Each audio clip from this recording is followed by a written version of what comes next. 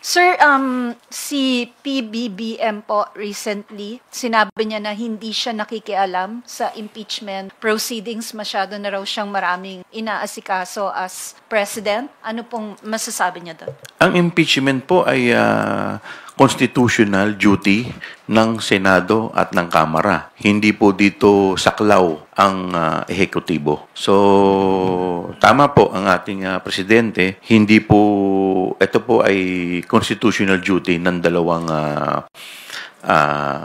Congress.